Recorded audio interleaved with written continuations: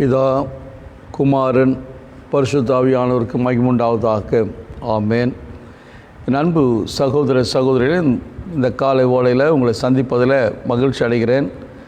அவனுடைய வார்த்தைகளை நாம் தெய்வ பயத்தோடு, பக்தியோடு, நம்பிக்கையோடு நாம் இதை தியானத்தில் கலந்து கொள்வோம். தேவ வார்த்தைகளை நாம் கேட்கும்பொழுதே ஆண்டவர் அற்புதங்களை செய்கிறவராயிருப்பார், வழிகாட்டுகிறவரும் ஆலோசகராயிருப்பார் என்று உங்களோடு பேசும்படி நீங்கள் காத்திருங்கள். நீங்கள் கேளுங்க, தேடுங்க, நீங்கள் பார்ப்பீங்க, கேட்பீங்க, அவரை பார்க்க முடியும், அவருடைய வார்த்தையை கேட்க முடியும். என்றைக்கும் அந்த நம்பிக்கையோடு கேளுங்க. இன்றையும் ஆண்டவர் இயேசு ஜீவிக்கிறார். Is living God. உயிர்த்தெழுந்த ஆண்டவர் இன்றைக்கு உங்களோடு வாழ்ந்து கொண்டிருக்கிறார்.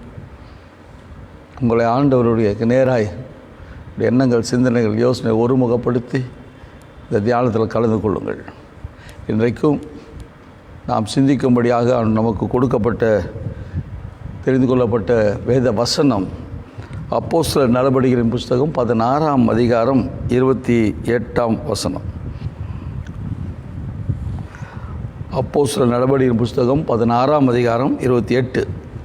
பவுல் மிகுந்த சத்தமிட்டு, நீ உனக்கு கெடுதி ஒன்றும் செய்து கொள்ளாதே, நாங்கள் எல்லாரும் இங்கேதான் இருக்கிறோம் என்றான். ஜெபம் செய்வோம். எங்களை நேசிக்கிறதான அன்பின் தகப்பனே, உங்களை நோக்கி பார்க்கிறையா, என்னோடு இணைந்து இந்த தியானத்தில் கலந்து கொள்கிற நம்முடைய பிள்ளைகளோடு சேர்ந்து பார்க்குறோம். எங்கெங்கிருந்து இந்த வார்த்தைகளை இந்த தியானத்தில் கலந்து கொண்டிருக்கிறார்கள் என்பதை நீர் அறிந்திருக்கிறீர். தேவ ஆவியானவரே, எங்களோடு நீர் இடைப்படும், எங்களை மறைத்து உங்களுடைய வார்த்தைகளை வெளிப்படுத்தும் சுவாமி. உங்களுடைய வார்த்தைகளை புரிந்து கொள்கிற எண்ணங்கள், சிந்தனைகள், யோசனைகளை எங்களுக்கு ஒருமுகப்படுத்தும். எங்கள் உள்ளங்களை திறக்கிறோம் ஐயா, எங்களோடு பேசும். நாங்கள் இன்னும் உம்மை அறிந்து கொள்ளவும், உம்மை நிலைத்திருக்கவும், ஒரு நிறைவுள்ள ஒரு வாழ்வை இந்த பூமியில் நாங்கள் வெளிப்படுத்த உதவி செய்ய. இந்த பூமியும் அதன் குடிகளும் உம்முடையது சுவாமி. நீரே அதை உருவாக்கி, நீர் அஸ்திபாரம் போட்டு அதை நிறுத்தி இருக்கிறது. இந்த நாட்களில், காலங்களில் எங்களை ஆண்டவரே வைத்திருக்கிறீர். உம்மை அறிந்தவர்களாக, உம்மை அறிவிக்கிறவர்களாக இந்த நாளில் எங்களை தெரிந்து கொண்டிருப்பதற்காக உமக்கு ஸ்தோத்திரம். ஸ்தோத்திரம் ஆண்டவர், ஸ்தோத்திரம் ஆண்டவர். இந்த வார்த்தைகளை கேட்கிற நம்முடைய பிள்ளைகளுக்கு இது ஆசீர்வாதத்தின் நேரமாக மாறட்டும். இந்த நேரம், இந்த வார்த்தைகள் அவரை தெளிவுபடுத்தக்கூடியதாக, வழி அமைத்து கொடுக்கக்கூடியதாக இருக்கட்டும். இந்த ஆண்டவரே, இந்த வார்த்தைகள் அவள் செவிகளை கேட்கும்போது செயலின் அவயங்கள் செயல்பட ஆரம்பிக்கட்டும். இயேசுவின் நாமத்தினால் அற்புதங்கள் நடக்கட்டும் ஐயா. விசுவாசம் உறுதிப்படட்டும்.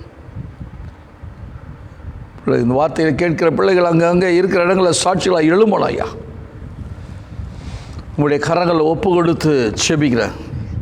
எங்களோடு பேசும். இயேசுவின் நாமத்தினால் செபி நல்ல பிதாவே. ஆமென், ஆமென்.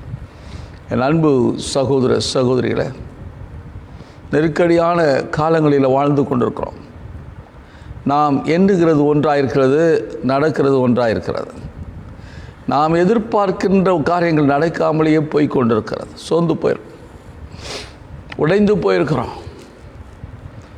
யார் மேலே நம்பிக்கை வைத்தோமோ அவர்களிடத்திலிருந்து எதிர்பார்க்கின்ற பதில் வரலை. அவரிடத்தில் எதிர்பார்க்கின்ற நன்மை உனக்கு கிடைக்கல. அதனால் சோர்ந்து போயிட்டு. சோர்ந்து போகாத பிள்ளை. உலகம் அப்படிதான். இந்த உலகத்தின், பிரபஞ்சத்தின் லோகாதிபதி அனுதினமும் மக்களை திசை திருப்பி கொண்டிருக்கிறான். அழிவுக்கு நேராக நடத்தி கொண்டிருக்கிறான். ஜனங்களும் அழிவை நோக்கி போய் கொண்டிருக்கிறார். ஒவ்வொரு நாளும் அழிவு பெருகி கொண்டே இருக்கிறது. மரணங்கள் உச்ச நிலைக்கு போய் கொண்டிருக்கிறது. உலகம் முழுவதிலும் மக்கள் அழிந்து கொண்டிருக்கிறார்கள். மனுஷனுக்கு விரோதமாய் மனுஷன் எழும்புகிறான். யுத்தத்தின் செய்திகள் கேட்கிறோம். நிலநடுக்கங்கள் ஏற்படுகிறது, நிலச்சரிவுகள் ஏற்படுகிறது, நெருப்பினால் தீயினால் ஆங்காங்கே மக்கள் அழிந்து கொண்டிருக்கிறார்கள். காற்று புயல் வேகமாய் வந்து மக்களை அழித்து கொண்டிருக்கிறது. ஜலத்தினால் மக்கள் அழிக்கப்படுகிறார்கள். தொற்று நோயினாலும் கூட, இந்த கொள்ளை நோய்களினால் மக்கள் அழிந்து கொண்டிருக்கிறார். படிப்பு வீணாக போச்சு, அறிவு வீணாக போச்சு. நாங்கள் சந்திரனில் வீடு கட்ட போகிறோம், சந்திரனுக்கு ஒரு கூட்டம் மக்கள் அழித்து போக போகிறோன்றான். அவ்வளோ உச்சத்துக்கு போனவர்கள் அழிந்து கொள்கிற மக்களை தடுத்து ஆட்கொள்ள முடியல. அழிந்து போகிற மக்களுக்கு சிகிச்சை கொடுக்க முடியல. மருந்துகள் இந்த கொள்ளை நோய்க்கு சரியாய் கண்டுபிடிக்க முடியல.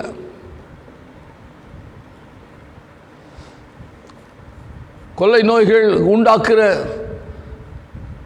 இந்த கிருமிகள் பல பரிமாணங்களில் மாறுகிறது என்று இதில் சொல்லி பெருமை பாராட்டுகிறார்களே தவிர, இந்த மாறி வருகிற இந்த கொள்ளை நோய் மனிதரை தாக்காதபடிக்கு தடுத்து ஆட்கொள்ள முடியலையே.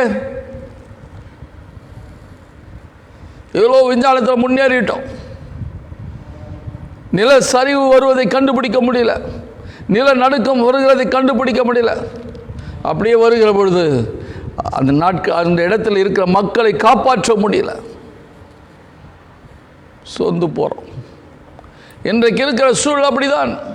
ஒரு தனிப்பட்ட வாழ்க்கையில், குடும்ப வாழ்வில், திருச்சபை காரியங்களில், இந்த சமூகத்தில் மக்கள் அழிகிறார்கள். என் அன்பு சகோதரனே, சகோதரியே, சிறு பிள்ளைகள் அழிந்து கொண்டிருக்கிறார்கள், வாலிப பிள்ளைகள் அழிந்து கொண்டிருக்கிறார்கள். திருமணம் ஆகாதவர்களும் திருமணம் ஆனவர்களும் கூட, வயது முதிர்ந்தவர்கள் கூட தன்னைத்தானே கெடுத்து கொண்டிருக்கிறார். இந்த வஞ்சகத்தின் ஆவி இன்று மக்களை அலைக்கழித்து கொண்டிருக்கிறது. வயது வரம்பு இல்லை, விதிவிலக்கே இல்லை. சிறு பிள்ளைகள் முதல் பெரியோர் மட்டும் பொருளாசைக்காரர்கள், பொய்யர்கள், பேச்சாரர்களாக மாறிக்கொண்டிருக்கிறார். ஒவ்வொரு நாளும் ஆண்டவர் சிலுவையில் அறையப்பட்டு கொண்டே இருக்கிறார். நாம் உயிர்த்தெழுந்த ஆண்டவரை தரிசிக்கணும், உயிர்த்தெழுந்த ஆண்டவரோடு பயணிக்க வேண்டும் என்று சிந்திக்க வேண்டிய இந்த நாட்களில் மறுபடியுமாய் மறுதலித்து இயேசுவை சிலுவையில் அறைகிறவர்கள் பெருகி கொண்டே இருக்கிறார்கள். சிலுவையில் அறைந்து தன்னைத்தானே ஏமாற்றி தன்னைத்தானே அழிவுக்கு நேராய் போய் ஒடுக்கொள்ளுகிறவர்கள் ஏராளமாக இருக்கிறார்கள். என் அன்பு சகோதர சகோதரிகளை, உங்களுக்காய் முழங்கால் படிட்டு செபிக்க நீங்கள் வருவீங்களா? ஆத்தும ஆதாயம் செய்யும்படியாக வருவீர்களா? கடவுளுடைய ராஜ்யத்தை கட்டுவதற்கு நீ ஆயத்தமா? இப்படிப்பட்ட சம்பவங்கள் எல்லாம் நடக்கிற பொழுது ஆண்டவராகிய இயேசு கிறிஸ்து வாசல் அருகே வந்திருக்கிறார் என்பதை உணர்ந்து மிக வேகமாய் ஆத்தும ஆதாயம் செய்வதற்கு, சபைகளை கட்டி எழுப்புவதற்கு நாம் புறப்பட வேண்டும். நாம் எழுந்திருக்க வேண்டும். இன்று இருக்கிற இடங்களில் கிறிஸ்துவர்களை அழிப்பதற்காக மக்கள் எழும்புகிறார்கள். கிறிஸ்துவத்தை ஒடுக்குவதற்கு மக்கள் எழும்புகிறார்கள். அதற்கு அதிகாரங்களை கையில் எடுக்கிறார்கள், சட்டங்களை கையில் எடுக்கிறார்கள்.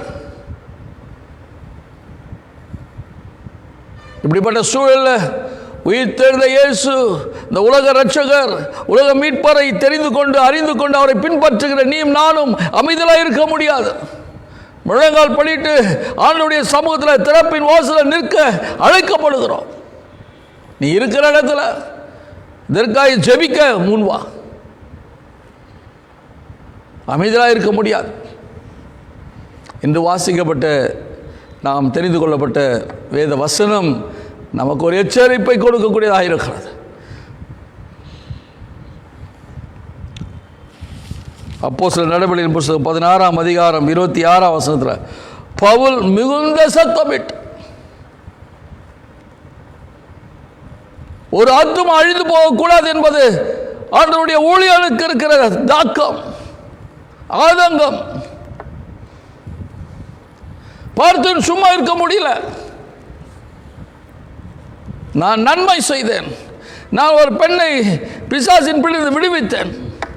இந்த ஜனங்களும் அதிகாரிகளும் போர் சேவர்களும் எங்களை அழித்து துன்புறுத்தி தொழு மரத்தில் கால்களை கட்டி என்னை தொங்கவிட்டார். துயரத்தின் மத்தியில், பாடுகளின் மத்தியில், வேதனையின் மத்தியில் தான் பவுலும் சீலாவும் அந்த நாட்கள் அந்த சூழலில் இருந்தார்கள். ஆனாலும் ஒரு ஆத்துமா அழிந்து போவதற்கு அவர்கள் விரும்பல.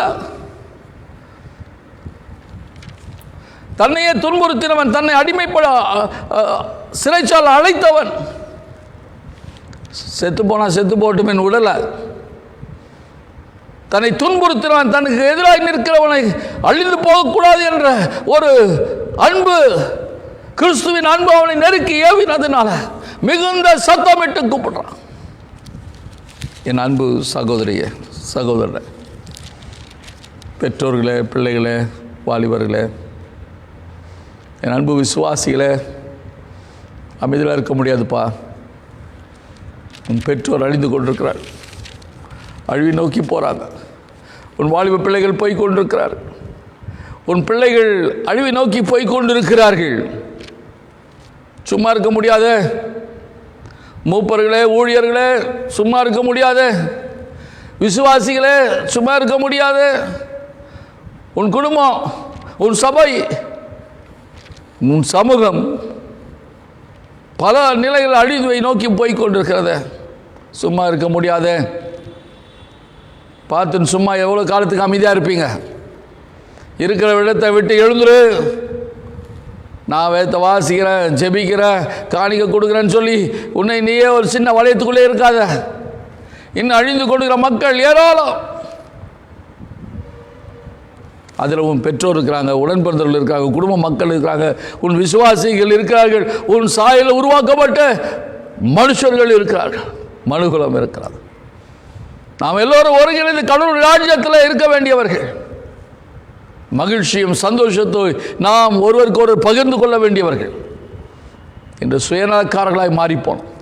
அதுக்கு படிப்பு தடையாக இருக்குது, வேலை தடையாக இருக்குது, உன் குடும்ப அந்தஸ்து தடையாக இருக்கிறது, ஒரு சூழல் அது உன் பெற்றோரை சேர்ந்திருக்க வைக்காமல் இருக்கிறது, உன் உடன் பிறந்தவர்களை நேசிக்க வைக்காமல் இருக்கிறது. உன் பிள்ளைகளையே நீ பார்க்கல. உன் பிள்ளைகள் எங்கே போகிறாங்க, எங்கே வராங்கன்னு தெரியாமலேயே உழைத்து கொண்டிருக்கிற அன்பு சகோதரனே, அன்பு சகோதரியே, உன் பெற்றோருக்காக, உன் உடன் பிறந்தவர்களுக்காக, உன் பிள்ளைகளுக்காக ஜெபிக்கவா? சத்தமிட்டு கூப்பிடு. இங்க அழகா போடுறார், மிகுந்த பவுல் மிகுந்த சத்தமிட்டு கூக்குரல் இடணும். திறப்பின் வாசலில் நின்று முழங்கால் படிட்டு ஜெபிக்கவா அழைக்கிறார் ஆண்டவர், அழிந்து போகிற ஆத்துமாக்களுக்காக. இரண்டாவதாக, நீ உனக்கு கெடுதி ஒன்றும் செய்து கொள்ளாதே. ஒரு நற்செய்தியை அழித்துக் கொண்டு போகிற சிறைச்சாலையின் அதிகாரிக்கு சொல்கிறான், தலைவனுக்கு சொல்லுகிறான். தான் கைதி, ஆனால் சிறைச்சாலையின் தலைவனுக்கு ஒரு எச்சரிப்பின் செய்தி, நற்செய்தி. நீ உனக்கு கெடுதி உண்டாக்காத. இன்று தன்னைத்தானே தற்கொலைக்கு ஓடிக்கொள்கிற பிள்ளைகள், தன்னை அழிந்து போகிறோம் என்று தெரியாமலேயே ஃபேஸ்புக்லேயும் ட்விட்டர்லேயும் டிக்டாக் என்ற காரியங்களிலும் பல நிலைகளில் பிள்ளைகள் அழிந்து கொண்டிருக்கிறார்கள். இன்றைக்கி பெற்றோரோடு பிள்ளைகள் பேசுகிறதில்ல, உடன் பிறந்தவர்களோடு பேசுறதில்ல, கூட இருக்கிற நண்பர்களோடு பேசுறதில்லை, எங்கே போகிறாங்க எங்கே வராங்கன்னு தெரியல, தனிமைப்படுத்திக் கொள்கிறார்கள். வேறு உலகத்துக்குள்ளே ஒவ்வொரு நாளும் போய்கொண்டிருக்கிறார்கள். ஏதோ அழிந்து போகிற இந்த சிற்றின்பங்கள் தான் வாழ்வு என்று நினைத்து தன்னை கெடுத்து கொண்டிருக்கிறார்கள். சரீரம் கெடுகிறது, எண்ணங்கள் சிந்தனைகள் கெடுகிறது. சிறு வயதிலேயே பிள்ளைகள் முரடர்களாக மாறுகிறார்கள், விபச்சாரக்காரர்களாக மாறுகிறார்கள். சிறு வயதிலே இந்த உலகத்தை சார்ந்த காரியங்களுக்கு அடிமைகளாய் போகிறார்கள். படிப்பில் கவனம் செலுத்த முடியல, வேலையில் கவனம் செலுத்த முடியல, குடும்ப காரியங்களில் கவனம் செலுத்த முடியல. சபையிலேயே அவர்கள் கவனம் செலுத்த முடியாதபடிக்கு செல்போன்லேயே மூழ்கி போகிற பிள்ளைகள், குடும்பத்தினர். விதிவிலக்கே இல்லை. அப்பா ஒரு பக்கம் பார்த்துனுக்கிறான், அம்மா ஒரு பக்கம் பார்க்குது, மகள் ஒரு பக்கம் பார்க்குறான், மகன் ஒரு பக்கம் பார்க்குறான். வீடுகளில் தனித்தனி அறைகளில் உட்கார்ந்து பார்த்து கொண்டிருக்கிறார்கள். அழிந்து கொண்டிருக்கிறது குடும்பம். சபையில் ஆங்காங்கே குடும்பமாய் வந்து செல்போன்களில் தன்னுடைய சுயநலத்தை, சிற்றின்பங்களை அனுபவித்துக் கொண்டிருக்கிற அநேக குடும்பங்கள் அழிந்து கொண்டிருக்கிறது. சபைகள் அழிந்து கொண்டிருக்கிறது. இந்த சமூகம் நற்பண்பாளர்களை உருவாக்க வேண்டியது, மனித நேயத்தை உருவாக்க வேண்டியது, மனித சமூகத்தை ஆண்டவருக்கு பிரியமாய் ஏற்படுத்த வேண்டிய இந்த சமூகம், ஆண்டவரை ராஜ்யத்தை பிரதிபலிக்க வேண்டிய சமூகம் என்று அழிந்து கொண்டிருக்கிறது. யார் தடுத்து நிறுத்த முடியும்? ஆண்டவரின் நாமம் தரிக்கப்பட்ட நீ நானும் திறப்பின் வாசல் நிற்கலான முடியாது. உன் சத்தத்தை எழுப்பாவிட்டால், உன் குரலை எழுப்பாவிட்டால் பரிதாபமாக அழிந்து போகும் குடும்பம், அழிந்து போகும் சமூகம், அழிந்து போகும் சபை. பவுல் சிறைச்சாலையில் உள்ளே இருந்து கொண்டு மிகுந்த சத்தமிட்டு பலவீனத்தின் நிமித்தமாய் தன்னையே மாய்த்து கொள்ள வேண்டும் என்று தற்கொலைக்கு முயற்சிக்கிற சிறைச்சாலை தலைவனை பார்த்து மிகுந்த சத்தமிட்டான். அவன் திரும்பி பார்த்தான், உனக்கு ஒன்றும் கெடுதி செய்து கொள்ளாதேன் என்று நீங்கள் குரல் கொடுக்க முடியுமா? இந்த நற்செய்தி அறிவிக்க முடியுமா? ஆண்டவராகிய இயேசு கிறிஸ்து இந்த உலகத்தில் வந்து அற்புதங்களையும் அடையாளங்களை செய்து மனுகுலத்தை மீட்பதற்காக தன்னையே ஜீவ பலியாய் கொடுத்தார். விடுதலை உண்டு, மீட்பு உண்டு, வாழ்வு உண்டு, சுகம் உண்டு என்பதை சொல்வதற்கு நீ முன் வருவாயா? உன் பிள்ளைகளுக்கு சொல்லுங்க, உன் பெற்றோருக்கு சொல்லுங்க, உன் உடன் பிறந்தவர்களுக்கு சொல்லுங்க, உன்னோட ஆண்டவரை தொழுது கொள்வர்களுக்கு சொல்லுங்க. கடைசியா பவுல் அடிகளார் இந்த சிறைச்சாலைக்காக அதிகாரியை பார்த்து சொல்கிறாரு, நாங்கள் எல்லோரும் இங்கே தான் இருக்கிறோம். சொல்லுங்கள் உங்கள் பெற்றோருக்கு, உங்களுக்கு முன்னாடி நான் இருக்கிறேன், நான் தான் சாட்சி. உயிர்த்தெழுந்த இயேசு என்னிலே இருக்கிறார், நான் தான் சாட்சி. உன் பெற்றோருக்கு சொல்லு, உன் கணவனுக்கு சொல்லு, உன் மனைவிக்கு சொல்லு, உன் பிள்ளைகளுக்கு சொல்லுங்க, உன் உடன் பிறந்தவர்களுக்கு சொல்லுங்க. அதுக்கு சாட்சி நான். இயேசு எனக்காய் மரித்தார், உயிர்த்தெழுந்தார், ஆனால் அவருடைய இரத்தத்தினால் கழுவப்பட்டு இருக்கிறேன், நான் சுத்திகரிக்கப்பட்டிருக்கிறேன், புது சிருஷ்டியாய் மாறி இருக்கிறேன், கிறிஸ்து என்னிலே ஜீவிக்கிறார். சாட்சியா நிற்க முடியுமா? நிற்க முன் வருவீங்களா? ஒரு சாட்சி உள்ள ஒரு வாழ்வு என்று தேவை. மாய்மாலம் விசுவாசத்துக்குள்ளே வந்துச்சு, நம்பிக்கைக்குள்ளே வந்துச்சு, கிறிஸ்துவ வாழ்வுக்குள்ளே வந்துச்சு, கிறிஸ்துவ சபைகளுக்குள்ள வழிபாடுகளுக்குள்ள வந்துச்சு. இது உலகத்தை திருப்திப்படுத்துவதற்காக, கொஞ்ச நேரம் சந்தோஷமாக இருப்பதற்காக என்று விசுவாச குலைச்சலை ஏற்படுத்தி கொடுக்கிறோம், பரிசுத்த குலைச்சலை ஏற்படுத்தி கொண்டிருக்கிறோம். ஜீவனுள்ள தேவனை தொழுது கொள்ள வேண்டிய நாம், ஜீவனுள்ள உயிர்த்தெழுந்த இயேசுவுக்கு மதிப்பையும் மரியாதையும் கனத்தையும் கொடுக்க வேண்டிய நாம் அவரை மறந்துட்டு மற்ற காரியங்களுக்கு முக்கியத்துவம் கொடுக்குறோம். அதனால் போன வருஷம் இந்த இன்ஸ்ட்ருமெண்ட் இருந்துச்சு, அதை விட காஸ்ட்லியான இன்ஸ்ட்ருமெண்ட் வாங்கிட்டேன்னு சொல்கிறதுல தான் பெருமைப்பட்டுனுக்குறோம். போன வருஷம் இந்த டியூனுக்கு கொஞ்சம் நான் தான் ஜனங்க ஆடினாங்க, இப்போ டியூன் போட்டிருக்கிறேன், நிற்கவே முடியாது அப்படி ஆடுறாங்கன்னு சொல்கிறோம். இதில் தான் முன்னேற்றம் இருக்குது. ஒரு 500 பேர் உட்கார மாதிரி தான் சபை ஆலயம் இருந்துச்சு, இப்போ 5000 பேர் உட்கார மாதிரி சபை ஆலயத்தை கட்டி எழுப்பிட்டோம். இதில் தான் பெருமை பாராட்டி கொண்டிருக்கிறோம். ஒரு 100 அடி தூரத்துக்கு கேட்குற மாதிரி மணி கொண்டு இருந்தது, இப்போது 1 கிலோமீட்டர் தூரத்துக்கு கேட்கிற அளவுக்கு எங்கள் மணி கொண்டு உயர்ந்து போச்சு, மணி சத்தம் உயர்ந்து போச்சு.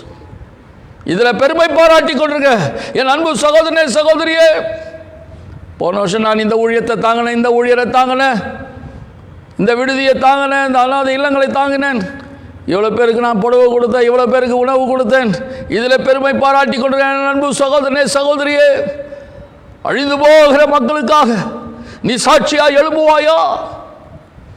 சாட்சியாக நிற்பியா? நான் கிறிஸ்துக்குள்ளே இருக்கிறேன், நீங்களும் கிறிஸ்துவை அறிந்து கொள்ளுங்கள் சொல்வதற்கு. கிறிஸ்து என்னை ஆசீர்வதித்திருக்கிறார், உங்களையும் ஆசீர்வதிப்பார் என்று சொல்வதற்கு. கிறிஸ்து என்னை ஆசீர்வாதமாய் நடத்தினார், அதிசயமாய் நடத்தினார், உங்களையும் ஆசீர்வாதமாய் அதிசயமாய் நடத்த அவரால் முடியும். உங்களை ஒப்புக் கொடுப்பீர்களா? நாங்கள் சாட்சி, உயிர்த்தெழுந்த இயேசுக்கு நாங்கள் சாட்சி என்று சொல்ல நீங்கள் எழும்புவீர்களா? அழிந்து போகிற இந்த உலகத்துக்கு, அழிந்து போகிற மனித சமூகத்துக்கு, அழிந்து கொண்டிருக்கிற நம்முடைய குடும்பத்தினருக்கு, சபையினருக்கு, நம்மோடு வாழ்கிற மக்களுக்கு சாட்சியாக எழும்ப ஆண்டவர் இன்று உங்களை அழைக்கிறார். ஜெபம் செய்வோம். எங்களை நேசிக்கிறதான் அன்பின் தகப்பனே, இந்த காலை தியான வேளையில் உடைய வார்த்தைகள் ஜீவனுள்ள வார்த்தைகள் சுவாமி, அற்புதமான வார்த்தைகள். அந்த வார்த்தைகள் இன்றைக்கும் எங்களோடு பேசுகிறதற்காக ஸ்தோத்திரம். இந்த வார்த்தையை கேட்டுக்கொண்டிருந்த ஒவ்வொருவரையும் உடைய காரங்களை ஒப்பு கொடுக்குறோம். அவளை தட்டி எழுப்புங்கப்பா ஆண்டவரே. அவர்கள் ஆண்டவர் ஏழை எளிய மக்கள், உணவு உடுக்க இருக்க இடம் இல்லாமல் தவித்து மரணத்தை நோக்கி ஓடிக்கொண்டிருக்கிற மக்களுக்கு ஆண்டவரே நற்செய்திகளாக மாறட்டையும். அவர்களை தடுத்து ஆண்டவரே அவர்களுக்கு வாழ்வு இன்று என்று சொல்வதற்கு சாட்சிகளாக எழும்பட்டும். உடைய கரங்களை ஒப்புகளை தொடர்ந்து உடைய பிள்ளைகளோடு பேசுங்க. பிறந்த நாள், திருமண நாளை கண்டு மக்கள் நன்றி செலுத்துகிற பிள்ளைகளுக்காக ஸ்தோத்திரம். கர்த்தர் ஆசீர்வதிங்க. இந்த புதிய ஆண்டு ஆசீர்வாதத்தின் ஆண்டாக இருக்கட்டும், மகிழ்ச்சியின் ஆண்டாக இருக்கட்டும், மனரம்யமாய் இந்த ஆண்டை கடந்து செல்லட்டும். படிப்பில், வேலையில், குடும்ப காரியங்களை, முன்னேற்றங்களை தாங்க. நல்ல வாழ்வின் பிடிப்பை ஏற்படுத்துங்க. உமக்கென்று சாட்சிகளாக எழும்பட்டும் சுவாமி.